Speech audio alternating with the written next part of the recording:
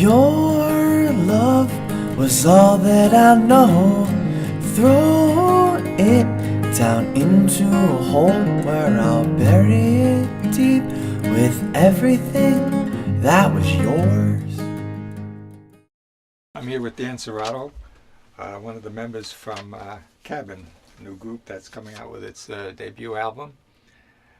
Cabin consists of Dan Cerrato, Matt Greco, and Chris Steiner. Right now we're going to talk to Dan about the songwriting process.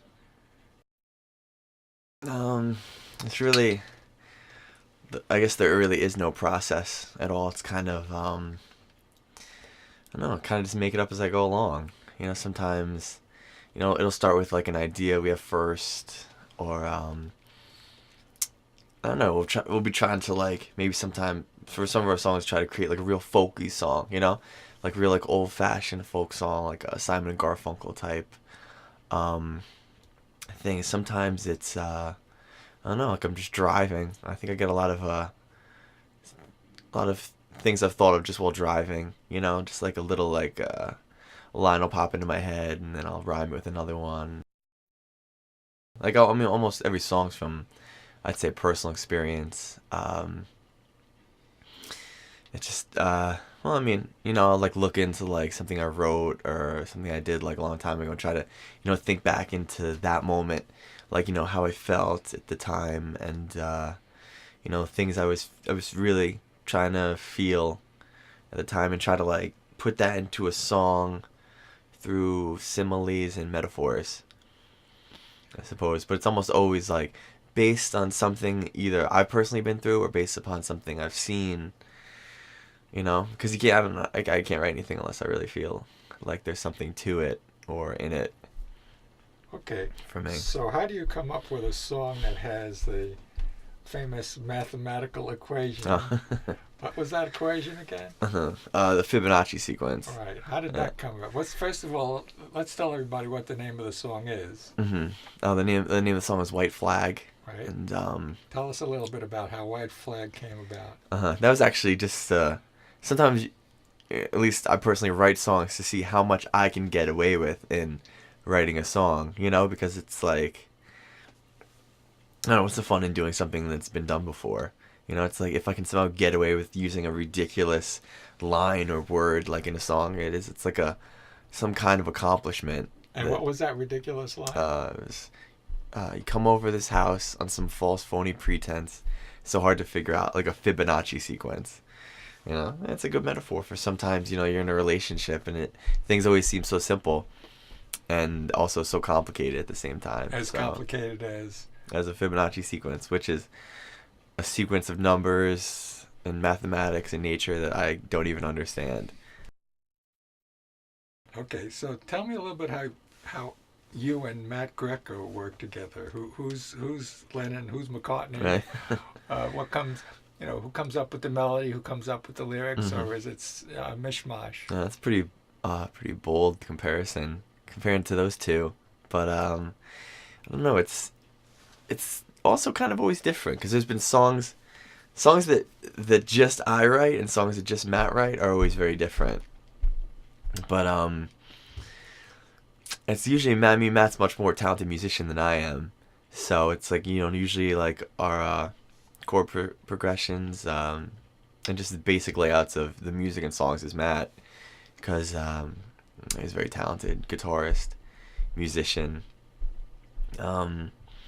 Depends. I mean, some of the songs have been almost Matt, and I've just thrown in a few little suggestions here and there for what like I liked, but so in many cases he'll come up with a chord progression and then you'll write the lyrics for it? Yeah, or I'll just like think of lyrics in my head and then, you know, I'll show him like a few of the things I wrote and then I'll be like, what do you think we could do with like a song here, you know, with music, because I really have no idea what would go well with this.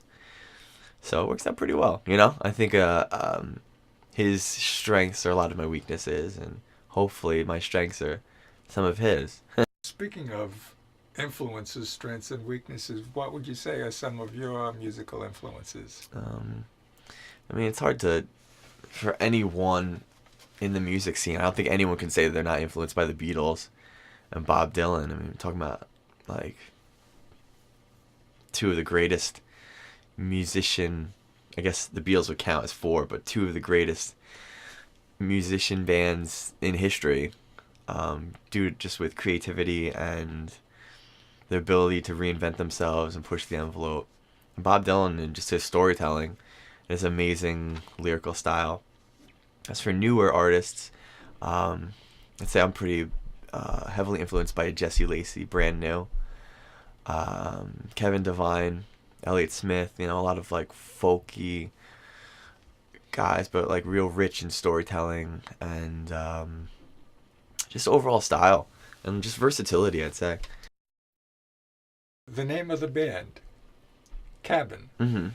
Obviously, that's related to the folky style that you're interested in. Can you Yeah. talk a little bit about the band's name and the debut album and what songs are folksy? Mm-hmm. Okay. Well, I mean, it's kind of originally we had a different name, and we were kind of like the songs we wrote were like a little less serious. It was kind of just like a playing around thing, and then we changed our name to Cabin because it's like what's more like folky than a bunch of guys sitting in a cabin with guitars, drinking whiskey and sitting by a fire and trying to sing in harmony. It's like it's pretty much the epitome of what I think of when I think of like indie folk rock. Like it's like the cover of there's a Crosby, Stills and Nash album where they're sitting on like a couch in like the middle of nowhere, like upstate New York. And it's like kind of like it's like I try to get my mind there to write stuff like that.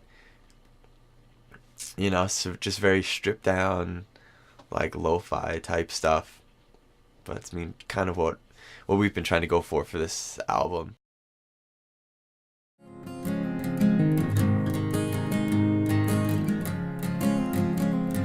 Take your time while you run, while you'll think of times we had fun in an old car meant for junkyards and rust that is being reclaimed by the earth.